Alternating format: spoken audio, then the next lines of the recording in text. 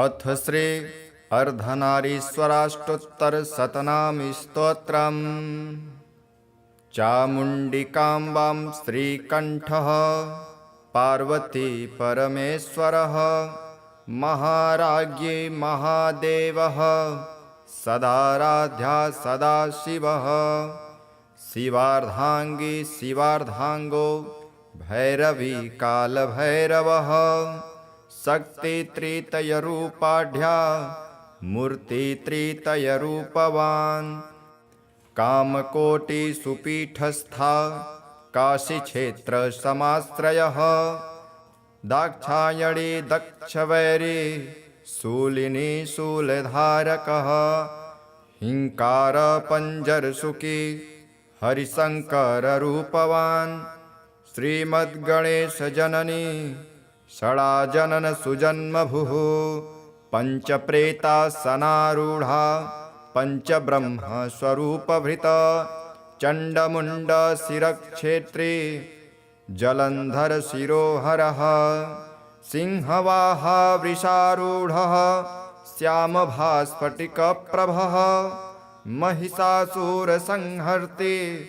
गजासुरविमर्दनः महाबलाचलावासा महाकैलासवासभुः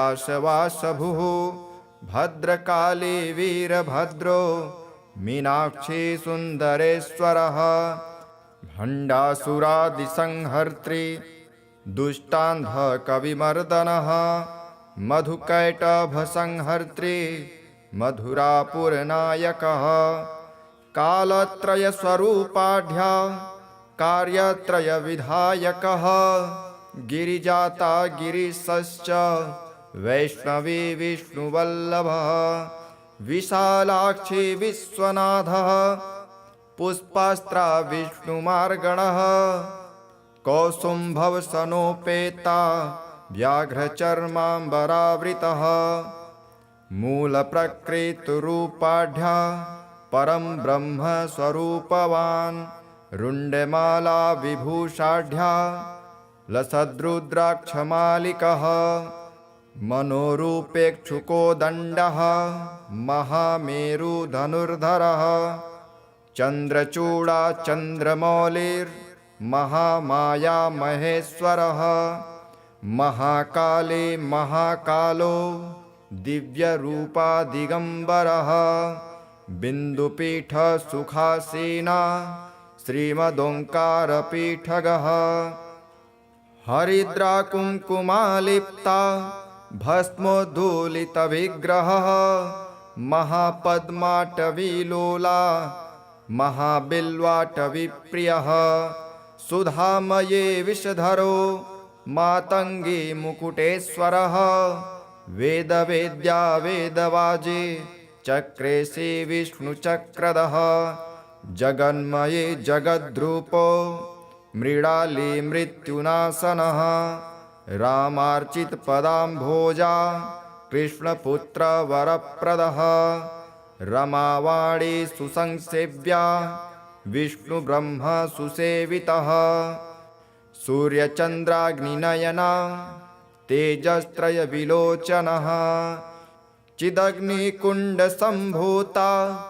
महालिङ्गसमुद्भवः कम्बुकण्ठी कालकण्ठो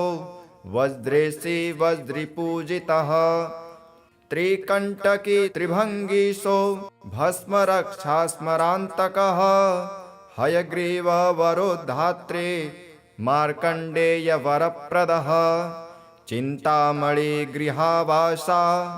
मन्दराचलमन्दिरः विन्ध्याचलकृतावासा विन्ध्यशैलार्यपूजितः मनोन्मणिलिङ्गरूपो जगदम्बा जगत्पिता योगनिद्रायोगगम्यो भवानी भवमूर्तिमान् श्रीचक्रात्मधारूढा धरणीधरसंस्थितः श्रीविद्यावेद्यमहिमा निगमागमसंश्रयः दशशीर्षसमायुक्ता पञ्चविंशतिशीर्षवान् अष्टादशभुजायुक्ता पञ्चाशत्करमण्डितः ब्रह्मादि मातृकारूपा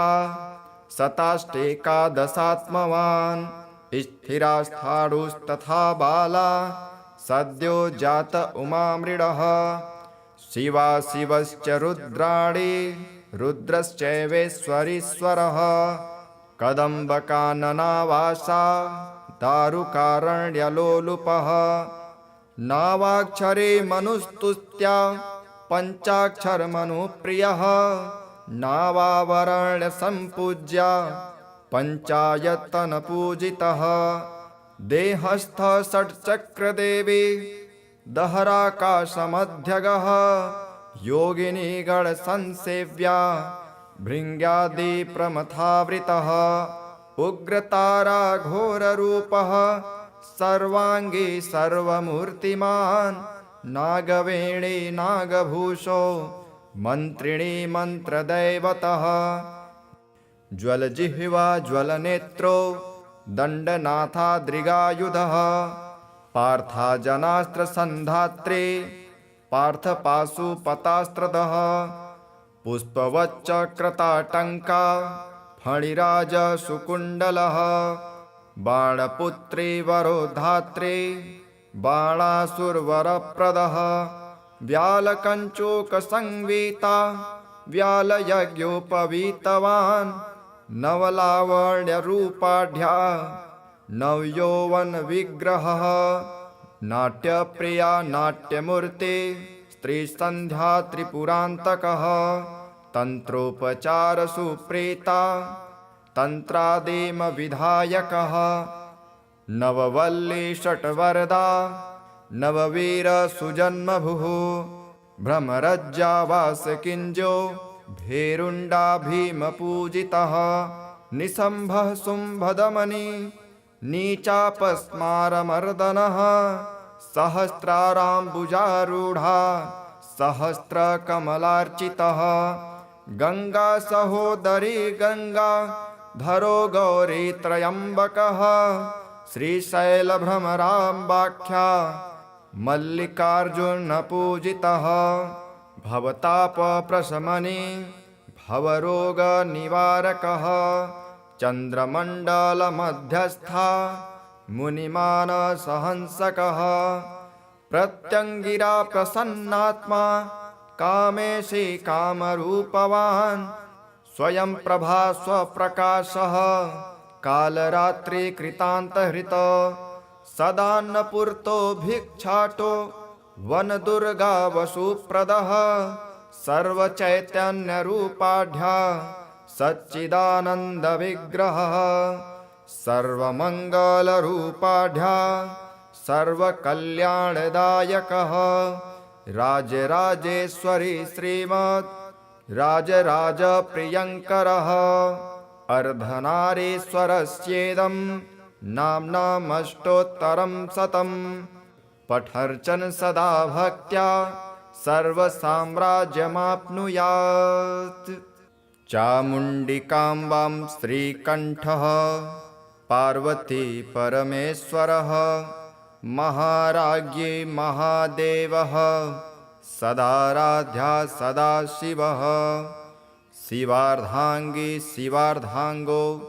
भैरवी कालभैरवः शक्तित्रितयरूपाढ्या मूर्तित्रितयरूपवान् कामकोटिसुपीठस्था काशीक्षेत्रसमाश्रयः दाक्षायणी दक्षवैरी शूलिनी शूलधारकः हिंकारपञ्जरसुखी हरिशङ्कररूपवान् श्रीमद्गणेशजननी षडाजननसुजन्मभुः पञ्चप्रेतासनारूढा पञ्चब्रह्मस्वरूपभृत चण्डमुण्डशिरक्षेत्री जलन्धरशिरोहरः सिंहवाहा वृषारूढः श्यामभास्फटिकप्रभः महिषासुरसंहर्ती गजासुरविमर्दनः महाबलाचलावासा महाकैलासवासभुः भद्रकाली वीरभद्रो मीनाक्षी सुन्दरेश्वरः भण्डासुरादिसंहर्त्री दुष्टान्धकविमर्दनः मधुकैटभसंहर्त्री मधुरापुरनायकः कालत्रयस्वरूपाढ्य कार्यत्रयविधायकः गिरिजाता गिरीशश्च वैष्णवी विष्णुवल्लभः विशालाक्षी विश्वनाथः पुष्पास्त्रा विष्णुमार्गणः कौसुम्भवसनोपेता व्याघ्रचर्माम्बरावृतः मूलप्रकृतिरूपाढ्य परं ब्रह्मस्वरूपवान् रुण्डमाला विभूषाढ्य लसद्रुद्राक्षमालिकः मनोरूपेक्षुकोदण्डः महामेरुधनुर्धरः चन्द्रचूडाचन्द्रमौलिर्महामाया महेश्वरः महाकाले महाकालो दिव्यरूपादिगम्बरः बिन्दुपीठसुखासीना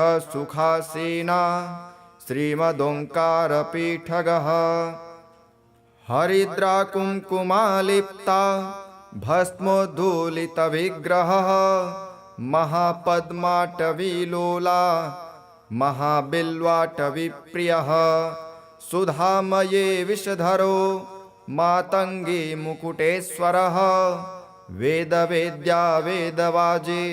चक्रेशे विष्णुचक्रधः जगन्मये जगद्रूपो मृडाली मृत्युनाशनः रामार्चितपदाम्भोजा कृष्णपुत्रवरप्रदः रमावाणी सुसंसेव्या विष्णुब्रह्मसुसेवितः सूर्यचन्द्राग्निनयना तेजस्त्रयविलोचनः चिदग्निकुण्डसम्भूता महालिङ्गसमुद्भवः कम्बुकण्ठी कालकण्ठो वज्रेशे वज्रिपूजितः त्रिकण्टकी त्रिभङ्गीशो भस्मरक्षास्मरान्तकः हयग्रीववरोद्धात्रे मार्कण्डेयवरप्रदः चिन्तामणिगृहावासा मन्दराचलमन्दिरः विन्ध्याचलकृतावासा विन्ध्यशैलार्यपूजितः मनोन्मणिलिङ्गरूपो जगदम्बा जगत्पिता योगनिद्रायोगगम्यो भवानी भवमूर्तिमान् श्रीचक्रात्मधारूढा धरणीधर संस्थितः श्रीविद्यावेद्यमहिमा निगमागमसंश्रयः दशशीर्षसमायुक्ता पञ्चविंशतिशीर्षवान् अष्टादशभुजायुक्ता पञ्चाशत्करमण्डितः ब्रह्मादिमातृकारूपा शताष्टेकादशात्मवान् स्थिरास्थाणुस्तथा बाला सद्यो जात उमामृडः शिवा शिवश्च रुद्राणि रुद्रश्चैवेश्वरीश्वरः कदम्बकाननावासा दारुकारण्यलोलुपः नावाक्षरे मनुस्तुत्या पञ्चाक्षरमनुप्रियः नावावरण्यसम्पूज्या पञ्चायतनपूजितः देहस्थ षट्चक्रदेवी दहराकाशमध्यगः योगिनी गणसंसेव्या भृङ्ग्यादिप्रमथावृतः उग्रतारा घोररूपः सर्वाङ्गी सर्वमूर्तिमान् नागवेणी नागभूषो मन्त्रिणी मन्त्रदैवतः ज्वलजिह्वा ज्वलनेत्रो दण्डनाथाद्रिगायुधः पार्थाजनास्त्रसन्धात्रे पार्थपाशुपतास्त्रदः पुष्पवच्चक्रताटङ्का फणिराजसुकुण्डलः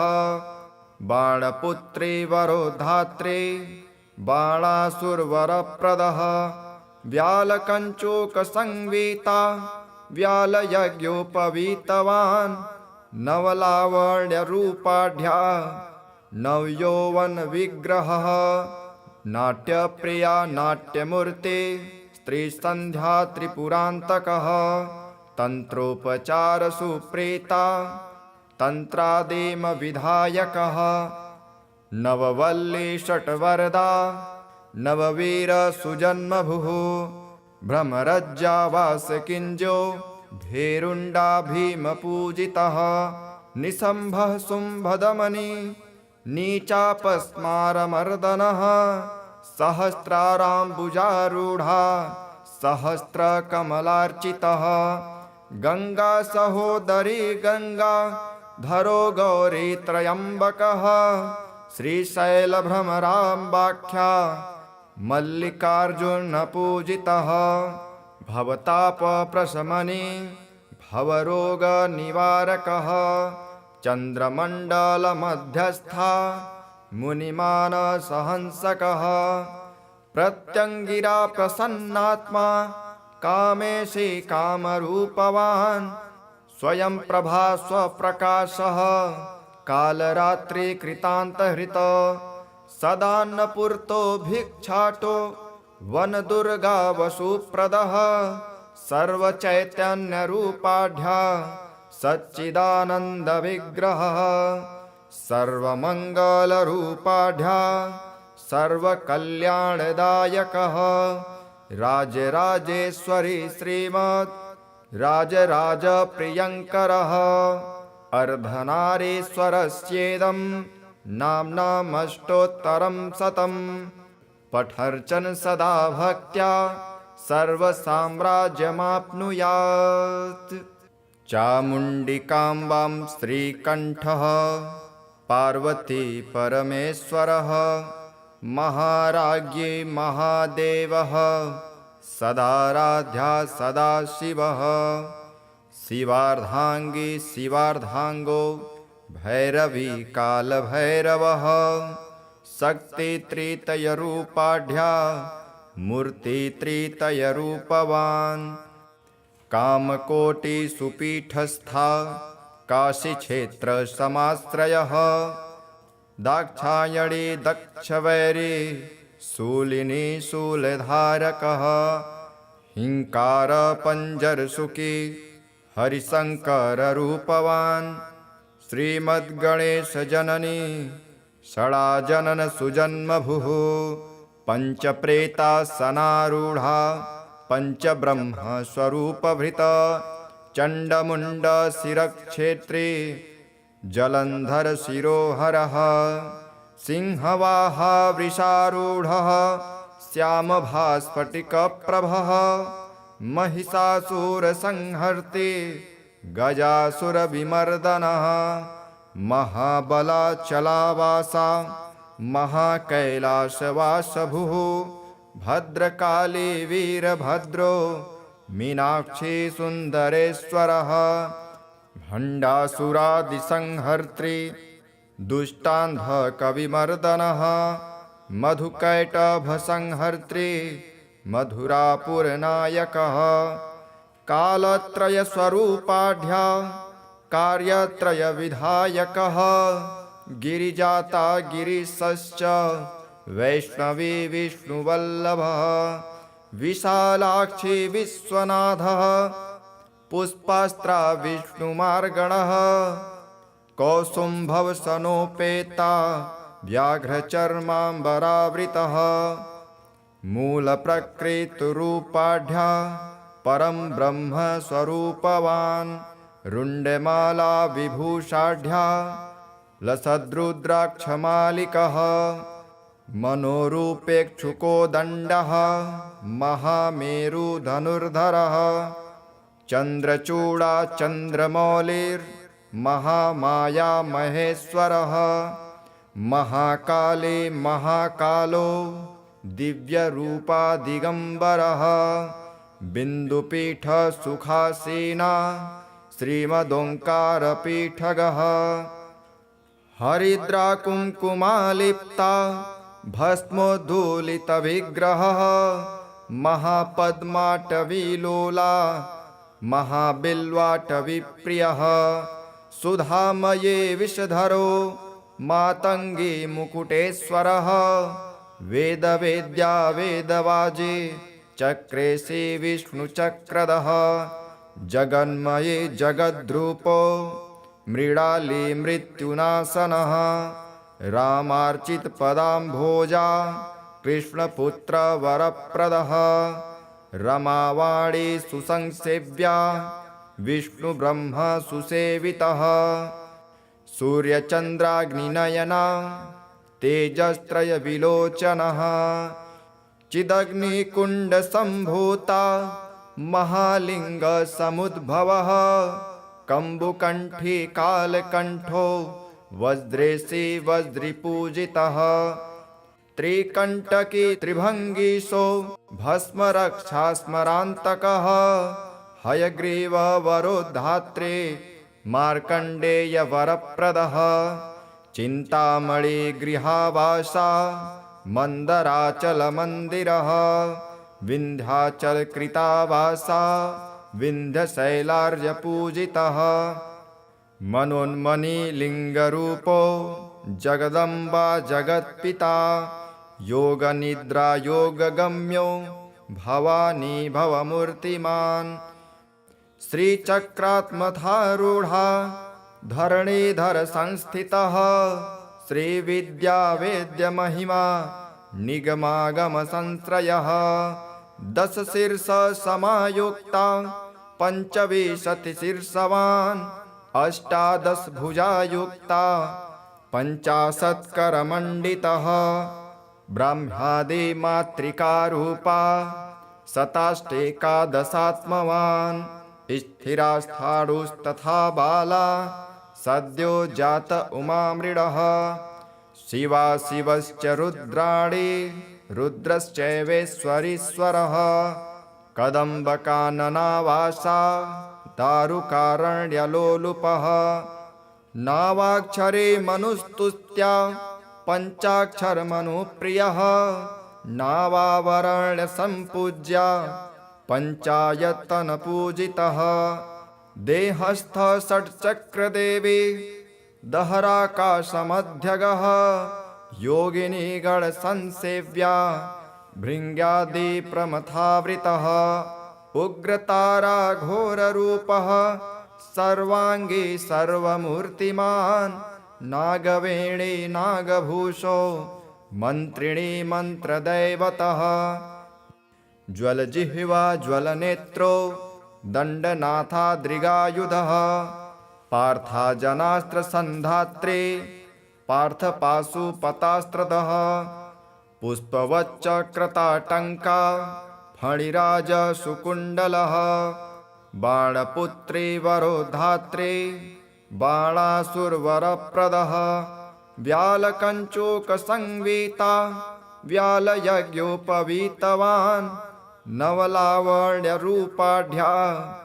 नवयौवनविग्रहः नाट्यप्रिया नाट्यमूर्ते स्त्रीसन्ध्या त्रिपुरान्तकः तन्त्रोपचारसुप्रीता तन्त्रादिमविधायकः नववल्ली षट्वरदा नववीरसुजन्मभुः भ्रमरज्जावासकिञ्जो भेरुण्डा भीमपूजितः निशम्भः शुम्भदमनि नीचापस्मारमर्दनः सहस्राराम्बुजारूढा सहस्रकमलार्चितः गङ्गा सहोदरी गङ्गा धरो गौरीत्रयम्बकः श्रीशैलभ्रमराम्बाख्या मल्लिकार्जुनपूजितः भवतापप्रशमनी भवरोगनिवारकः चन्द्रमण्डलमध्यस्था मुनिमानसहंसकः प्रत्यङ्गिरा प्रसन्नात्मा कामेशी कामरूपवान् स्वयं प्रभा स्वप्रकाशः कालरात्रिकृतान्तहृत सदान्नपूर्तो भिक्षाटो वनदुर्गा वसुप्रदः सर्वचैतन्यरूपाढ्या सच्चिदानन्दविग्रहः सर्वमङ्गलरूपाढ्या सर्वकल्याणदायकः राजराजेश्वरी श्रीमत् राजराजप्रियङ्करः अर्धनारीश्वरस्येदं नाम्नामष्टोत्तरं शतं पठर्चन सदा भक्त्या सर्वसाम्राज्यमाप्नुयात्। चामुण्डिकाम्बां श्रीकण्ठः पार्वती परमेश्वरः महाराज्ञी महादेवः सदाराध्या सदाशिवः शिवार्धांगी शिवार्धांगो भैरवी कालभैरवः शक्तित्रितयरूपाढ्या मूर्तित्रितयरूपवान् कामकोटिसुपीठस्था काशीक्षेत्रसमाश्रयः दाक्षायणी दक्षवैरी शूलिनी शूलधारकः हिंकारपञ्जरसुखी हरिशङ्कररूपवान् श्रीमद्गणेशजननी षडाजननसुजन्मभुः पञ्चप्रेतासनारूढा पञ्चब्रह्मस्वरूपभृता चण्डमुण्डशिरक्षेत्री जलन्धरशिरोहरः सिंहवाहा वृषारूढः श्यामभास्फटिकप्रभः महिषासुरसंहर्त्री गजासुरविमर्दनः महाबलाचलावासा महाकैलासवासभुः भद्रकाली वीरभद्रो मीनाक्षी सुन्दरेश्वरः भण्डासुरादिसंहर्त्री दुष्टान्धकविमर्दनः मधुकैटभसंहर्त्री मधुरापुरनायकः कालत्रयस्वरूपाढ्या कार्यत्रयविधायकः गिरिजाता गिरीशश्च वैष्णवी विष्णुवल्लभः विशालाक्षी विश्वनाथः पुष्पास्त्रा विष्णुमार्गणः कौसुम्भवसनोपेता व्याघ्रचर्माम्बरावृतः मूलप्रकृतिरूपाढ्या परं ब्रह्मस्वरूपवान् रुण्डमाला विभूषाढ्या लसद्रुद्राक्षमालिकः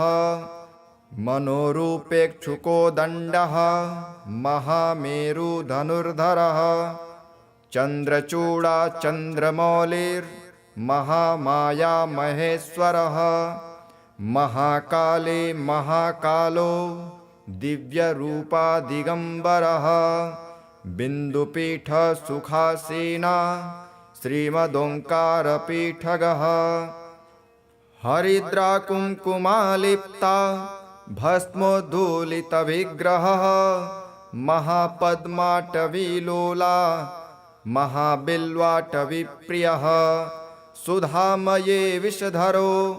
मातङ्गी मुकुटेश्वरः वेदवेद्या वेदवाजे चक्रेशे विष्णुचक्रधः जगन्मये जगद्रूपो मृडाली मृत्युनाशनः रामार्चितपदाम्भोजा कृष्णपुत्रवरप्रदः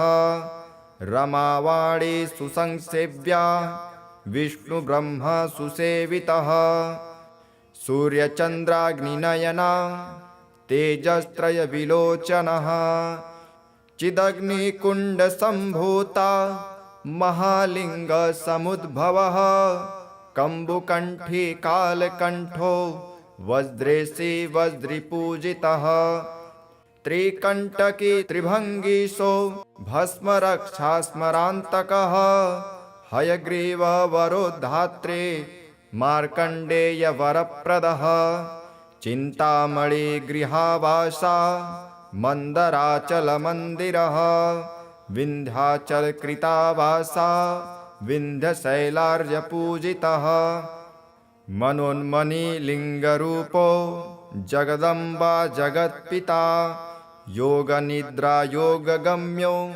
भवानी भवमूर्तिमान् श्रीचक्रात्मधारूढा धरणीधर संस्थितः श्रीविद्यावेद्यमहिमा निगमागमसंश्रयः 10 शीर्षसमायुक्ता पंचविंशतिशीर्षवान् 18 भुजायुक्ता 50 करमण्डितः ब्रह्मादि मातृकारूपा 27 स्थिरास्थाणुस्तथा बाला सद्यो जात उमामृडः शिवा शिवश्च रुद्राणि रुद्रश्चैवेश्वरीश्वरः कदम्बकाननावासा दारुकारण्यलोलुपः नावाक्षरे मनुस्तुत्या पंचाक्षरमनुप्रियः नावावरण्यसम्पूज्या पंचायतनपूजितः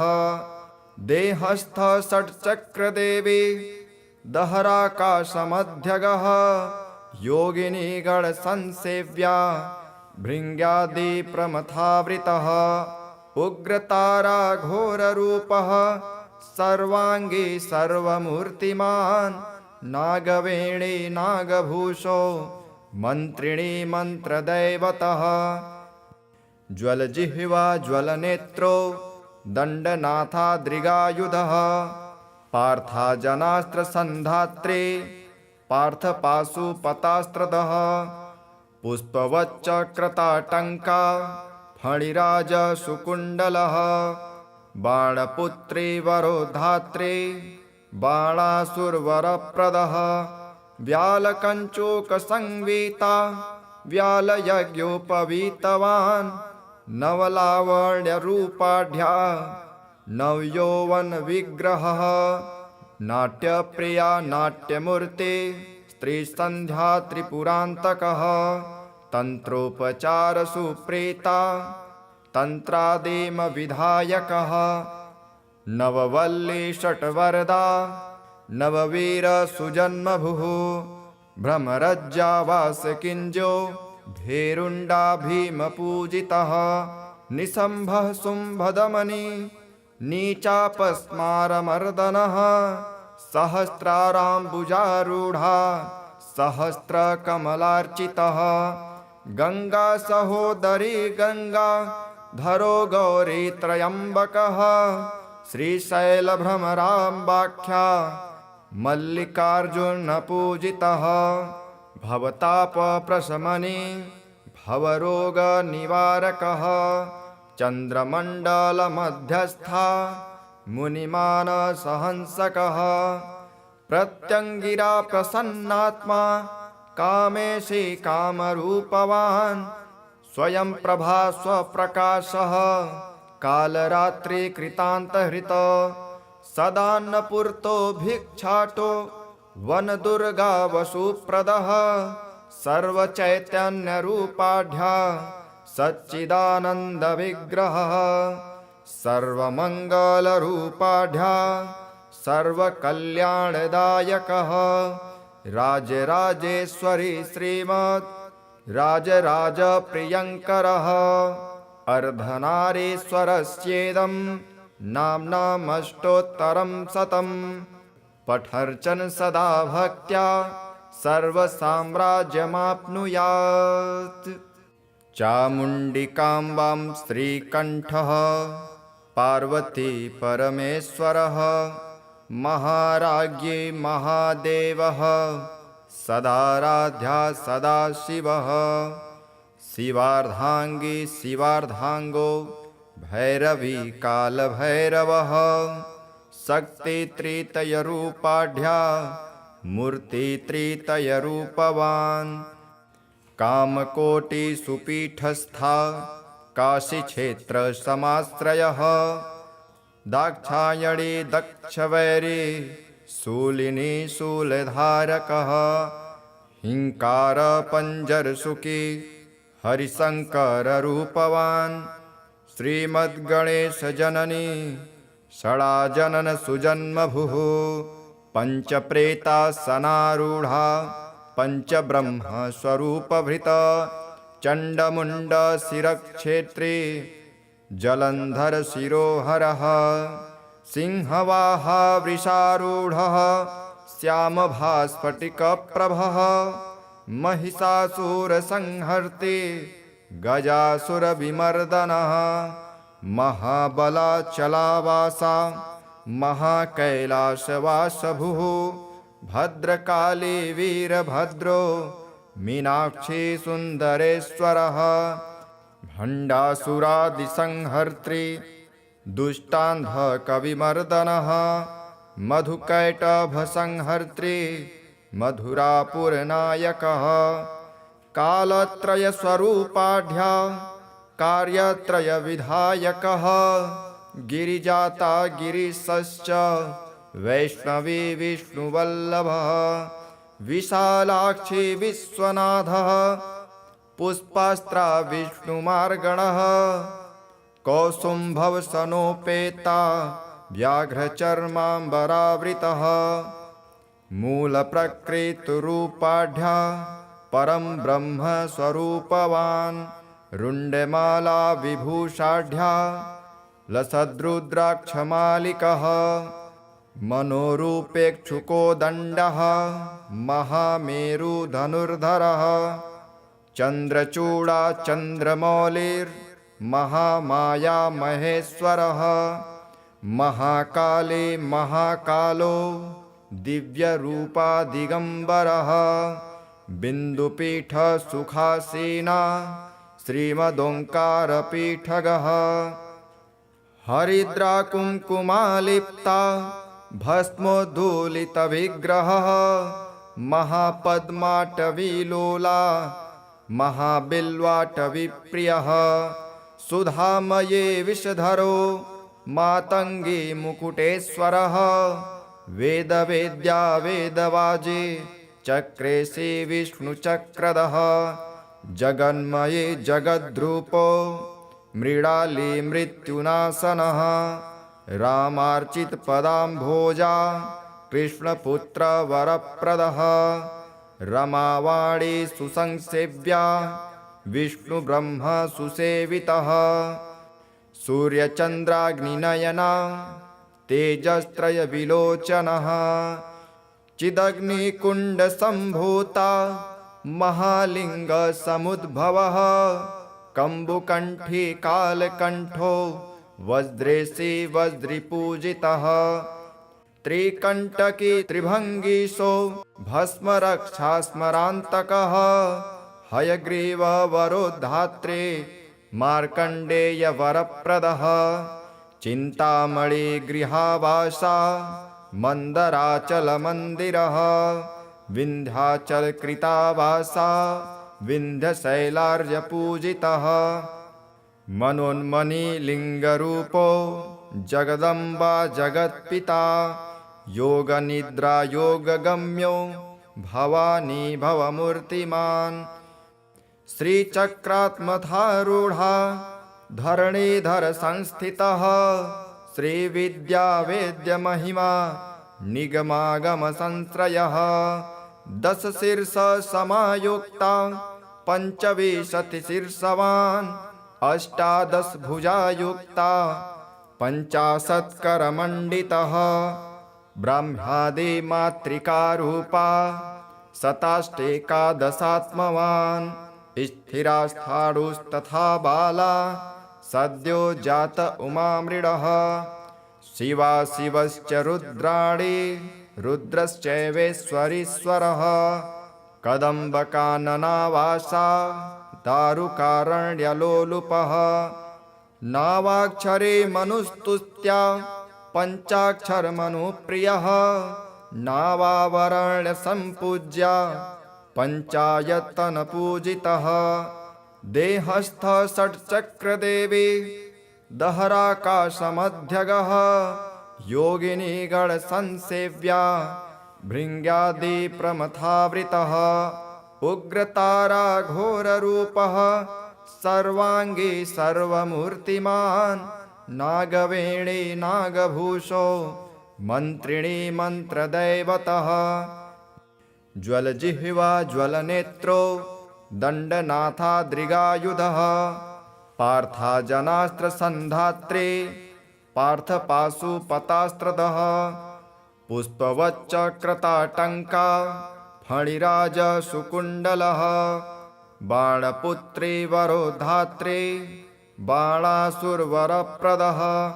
व्यालकञ्चूकसंवीता व्यालयज्ञोपवीतवान्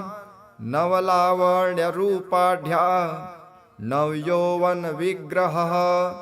नाट्यप्रिया नाट्यमूर्ते स्त्रीसन्ध्या त्रिपुरान्तकः तन्त्रोपचारसुप्रीता तन्त्रादिमविधायकः नववल्ली षट्वरदा नववीरसुजन्मभुः भ्रमरज्जावासकिञ्जो भेरुण्डा भीमपूजितः निशम्भः शुम्भदमनि नीचापस्मारमर्दनः सहस्राराम्बुजारूढा सहस्रकमलार्चितः गङ्गा सहोदरी गङ्गा धरो गौरी त्रयम्बकः श्रीशैलभ्रमराम्बाख्या मल्लिकार्जुनपूजितः भवतापप्रशमने भवरोगनिवारकः चन्द्रमण्डलमध्यस्था मुनिमानसहंसकः प्रत्यङ्गिरा प्रसन्नात्मा कामेशी कामरूपवान् स्वयं प्रभा स्वप्रकाशः कालरात्रिकृतान्तहृत सदान्नपूर्तो भिक्षाटो वनदुर्गावसुप्रदः सर्वचैतन्यरूपाढ्या सच्चिदानन्दविग्रहः सर्वमङ्गलरूपाढ्या सर्वकल्याणदायकः राजराजेश्वरी श्रीमद् राजराजप्रियङ्करः अर्धनारीश्वरस्येदं नाम्नामष्टोत्तरं शतं पठर्चन सदा भक्त्या सर्वसाम्राज्यमाप्नुयात्। ॐ इति श्रीस्कन्धमहापुराणे अर्धनारीश्वराष्टोत्तरशतनामस्तोत्रम्।